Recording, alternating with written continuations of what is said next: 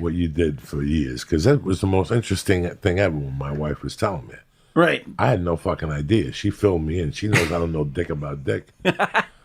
I did Blue's Clues for 8 years. I did a show called Blue's Clues. I took over for the first host, this dude Steve, and then yeah. How old was Steve when you took over? I don't know. He was in his 20s, I want to say. I was like 21, 22 when I got that job. So. And how'd you get the job? Fresh from an agent called you in and Yeah. said go in there, or they saw you somewhere? Or... Yeah, no, it was just a regular audition. I was doing plays in New York and waiting tables, and it was like the one that worked. I was up for Blue's Clues and Blair Witch 2 at the same time. And I remember being really psyched about my Blair Witch audition because I got to make out in that audition.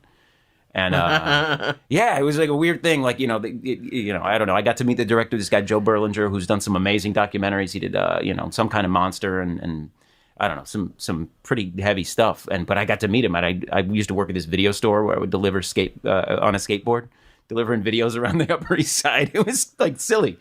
So I got to meet this dude whose movies I loved. And then on the whole flip side of that, completely opposite to all of that, I was up for this show, Blue's Clues, that I didn't know a whole lot about. And so, that's the one I landed. And I'm like, it was I never intended to do kids TV ever. Nobody does. Yeah. Nobody wakes up one morning and goes, you know what, man? I'm going to fucking be a Disney actor. Some people do. And well, sometimes... You see it. They go from show to Disney show. It's the world of kid acting. Yeah. It's fucking nuts.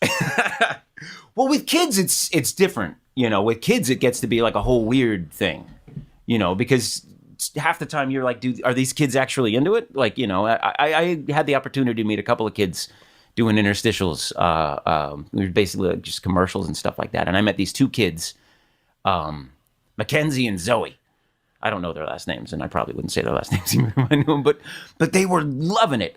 Like most of the other kids that were on set that day, you could tell it was just like a little bit of work for them, and their parents were really getting them into it. These kids, it was in like around the South Street Seaport in New York in February, and it dumped about a foot of snow that whole day, and we were sitting outside shooting part of it, and they didn't care. So some kids love it. It's great. You have children now. I do. Yeah, I got I call them frankincense and myrrh in the public. Now, if they came home and said, we want to act? My daughter's done some voiceover auditions and stuff like that. Like my voiceover agent sends her auditions. She does a great job too. Yeah, she probably does. Yeah, she's got... They do it right off the natural. They don't need an acting coach. No. They read it how they see it. Now, what about if she told you she wanted to do it in front of the camera? I mean, she's talked to me about that a little bit. I'd be okay with it. As long if it's what she wants. Like, I just don't want to be me pushing that agenda on her. Okay. I think that's where the problem is. If it's some unrealized dream of a parent. I mean, I don't know. Isn't that with a lot of things? Could be football, could be whatever. I never, I don't know. You never think of acting. And then I came out here and I started acting. And the first couple things I did, I didn't notice dick. I was just happy to be there. Yeah. And then I started landing roles that involved kids. And I'm a hands-off kids guy. Like, at that time I was probably dating Terry, and I was going through my own shit with my oldest daughter. So I was like, I ain't talking to fucking kids. Kids are the last thing I want to talk to. But every once in a while, you have to talk to them. You have to talk to them. You're in a scene with them, and I get to see their parents. Yeah. And I get to see the story.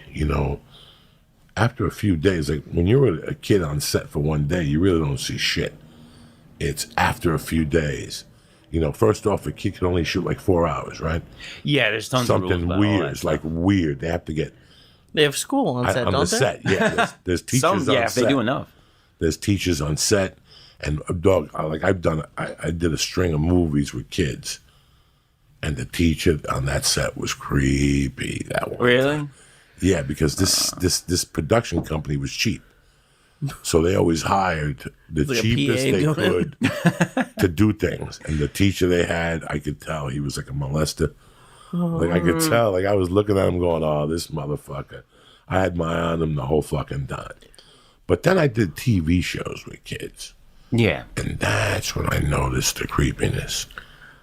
Well, Joe, you told me a story about like an audition you went on. Right here in Ventura. With that woman on the floor or something? 15 years ago. Right there, where they audition people in Studio City for commercials. It's Yeah, a big yeah. building. I think it's next to All Can Harry's or something. Sure. It's like Yeah. a big, Yeah. big fucking place where it was a day like this, where it was drizzling out, going to rain, back to drizzle, and you had to park a block away and fucking dry, like walk a block. Like it was packed. This is in the height of the audition stage where you were going to 2 commercial auditions a day. Like you would be leaving one and they'd be hitting you up to drive to Bundy because they're looking for a hand model. You know, shit like that at 5:45. This is crazy, Lee. This is pre-2005 where you went out a ton in this town. A ton if you had a heartbeat. And I went to this fucking place. It was raining out and I walked in and people were in there sardined. Yeah. Like they're sardines, but this little Asian girl. Beautiful. You know, you gotta be 8, 9. You could tell the kid's gonna be a fucking star. Yeah. And I got no problem with that. The problem I had is that she had her headshots, like 22 of them laid on the floor. And she was taking this much area of the room while other people were standing outside, and the mother didn't say nothing. Was it all the same picture, or was it No, different all pictures? different. And her little girlfriends were picking out pictures. I think it creeps out the kid a little bit if the kid is not prepared for that situation, if you take that kid past a certain level. Well, I mean, it's you're asking them to do an adult job. It's weird. It's a job, you know. It's a strange thing, you know. It's doing plays or something can be fun if you're doing them at school or something. Like, I don't know. Right, but I started wanting to act in junior high, but that's a world away from I don't know. Something kids with who are young. Something that we've been talking about a lot recently is what this town can do to you, and how some adults go crazy here.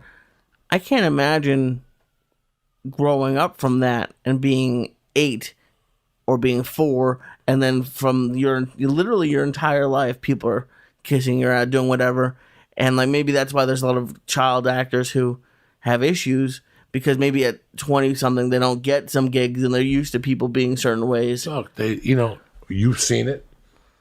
We've had a few fucking crazy people in this fucking place that they were child actors, and you see the difference. It does something to you. I don't know if I want mercy in that world, right? I just don't even. I don't even like it. Yeah. I don't even like the parents. Like where I went to breakfast this morning. There's women that live like they're fucking Mariah Carey because their husband's a writer on a show, and their behavior is unacceptable in my world. Like how they drive around Studio City and how they pull up. They and double they're park. sideways. Yeah, they pull up and they double park. And they just don't give a fuck. And at the end of the day, your husband's just like me. We're just a piece of meat. Sure. I don't know why the fuck you're driving around acting like, the town drove that lady crazy. She started believing the hype at the parties and shit like that. I can't imagine what it does to a young mind. But my point in this whole fucking thing was, there was one show I did where I recurred, and that was the first time I saw the creepiness of, it's like the kids are puppets for the parents. Now, I'm not saying all of them. I'm not saying all of them. I'm just saying, like, out of the 5 kids on that particular show, 2 of the parents were beyond creepy. But then I did a guest star on another kid's show. And I had a great experience. The director was fucking phenomenal. Yeah. How he worked with those kids was brilliant. The only thing I found weird on that set was the parents. That one was this was the pinnacle of the biggest kid company, which is Disney. This was one of their hit shows. And I talked to the one mom. First of all, on shoot days, you think the moms are going to shoot. Right. You think the moms are going to shoot. The moms, all of them have fake tits. All of them had liposuction. I mean, they're bleed, they're hot. What people call MILFs, hot, whatever, hot white women. I don't fucking know.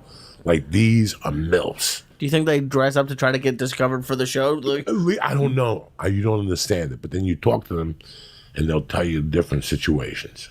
Like, where are you from? Your accent seems... And I told the girl, North Bergen, New Jersey. She says, oh, my God, we live in Weehawken. Yeah. And I go, really? And she goes, well, we're originally. I go, I thought you guys were from South Carolina. She goes, no, we're originally from South Carolina. But because of his acting, we want to be close to the city. So we rent the studio. Right over the bridge? Yeah, they rent the Right over the studio tunnel. for like $2,000 a month. And I go, where's your husband? And she's like, my husband's back working. We're out here while he's fucking busting his ass in whatever town he's in with his construction company, sending money up so Timmy could have his dream of acting. So the kid was doing like plays in New York. So the mom would get up with the kid and just haul off to different cities. He was telling me the story. It was like being like your daughter's like in softball, only for acting. Yeah. But you see it like the parent was maybe a failed actor or maybe never even fulfilled that dream. So they push that dream on their child and you see it. Yeah. That's, I mean, I don't want to tell anybody what to do ever. In my whole, like, I kind of lived my entire life to try to never, ever tell anybody what to do. And that's weird as a parent because it's sort of your job to help try to get them to be a fully functional adult at some point. But yeah, it crosses a total line whenever you're putting your dreams essentially onto another person. They got to grow up and be their own person. We're going in like fucking Marines, you understand me? Welcome to church, motherfucker.